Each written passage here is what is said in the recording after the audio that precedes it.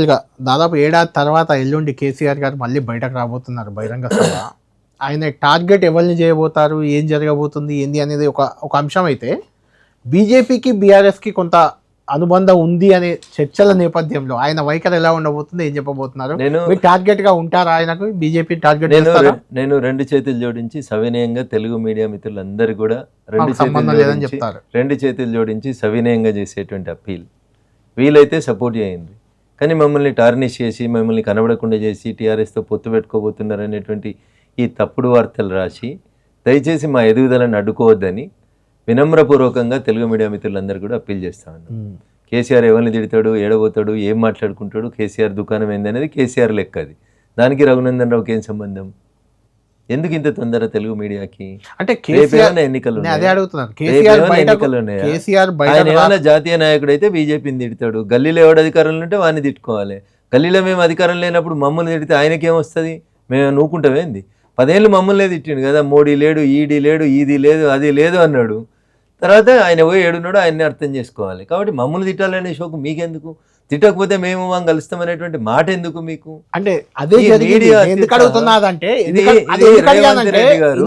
ఇది రేవంత్ రెడ్డి గారు మీడియాని మేనేజ్ చేస్తున్న దాంట్లో జరుగుతున్నటువంటి కుట్ర. భారతీయ జనతా పార్టీని ఈ రాష్ట్రంలో అడ్డుకోవడానికి ఎర్ర జెండా ముసుగులోంచి వచ్చి విలేకరుల ముసుగులో చేరినటువంటి చాలా మంది జర్నలిస్టుల అత్యుత్సాహము, అంతకు మించి ఏం లేదు. అయితే నేను ఎందుకు అడిగానంటే మిమ్మల్ని క్వశ్చన్, లాస్ట్ టైం ఆయన ఏం మాట్లాడతాడో మీకు తెలియదు. అదే చెప్తున్నా, ఆయన ఏం మాట్లాడతాడో మీకు తెలియదు. ఒక్క నిమిషం. మరి ఆయన గతంలో ఎవరిని తిట్టాలి? చెప్తున్నా, ఎవరిని తిట్టాలి? కాళేశ్వరం రిపేర్ చేయకపోతే రేవంత్ రెడ్డిని తిట్టాలి, డబుల్ బెడ్రూమ్లు వంచకపోతే రేవంత్ రెడ్డిని తిట్టాలి.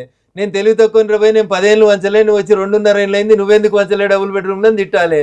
వాళ్ళు తిట్టుకోవాలి. అధికారంలో ఉన్నాడు, మేమే ప్రతిపక్షం అని చెప్పుకునేటోళ్ళు తిట్టుకొని మధ్యలో మమ్మల్ని ఎందుకు లాగుతారు మీరు? నేను చెప్తాను, అదే ఆయనకు దేశ రాజకీయాలకు ఏం సంబంధం? చెప్తున్నాను. బీఆర్ఎస్ రద్దు చేసుకొని టీఆర్ఎస్ పెట్టుకుందామని ఆలోచిస్తున్న వాళ్ళకి మమ్మల్ని తిట్టే అర్హత ఎక్కడ ఉంటుంది?